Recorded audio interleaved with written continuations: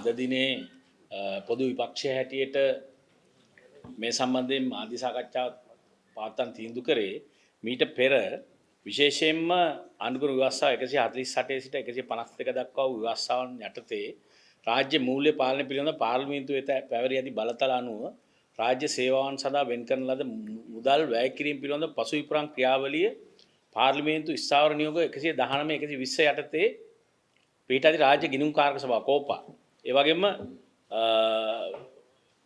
පොදු ව්‍යාපාර පිළිබඳ කාරක සභාව කෝප් මෙන්න මේ කාරක සභා දෙකේම විපක්ෂයේ മന്ത്രിතුමන්ලා ජනාධිපතිතුමාටත් මේ සම්බන්ධයෙන් පැහැදිලි කරලා තියෙනවා ලිපියක් යවලා තියෙනවා ඒ වගේම පාර්ලිමේන්තුවේ කතානායකතුමාට 2026 1/4 වෙනිදා දින අපේ කෝපා සභාපති කබීර් හෂීම් මැතිතුමා කතානායකවරයාට ලිපියක් යවලා තියෙනවා ඒ වගේම මේ පිළිබඳව හර්ෂද සිල්වා මැතිතුමා කොමිටි ඔන් පබ්ලික් ෆිනෑන්ස් එතුමා ජනාධිපතිතුමාටත් කතානායකතුමාටත් මේ සම්බන්ධයෙන් පැහැදිලි කරලා තියෙනවා මේ මාධ්‍ය සාකච්ඡාවට කලින්.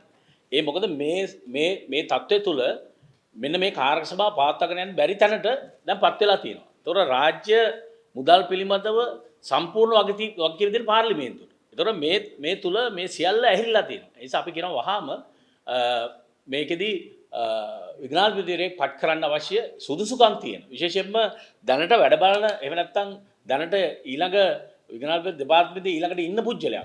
ඇයි පත් කරන්න බැරි කියන එක තමයි අපිට මේ වෙලාවේ අහන්න තියෙන්නේ.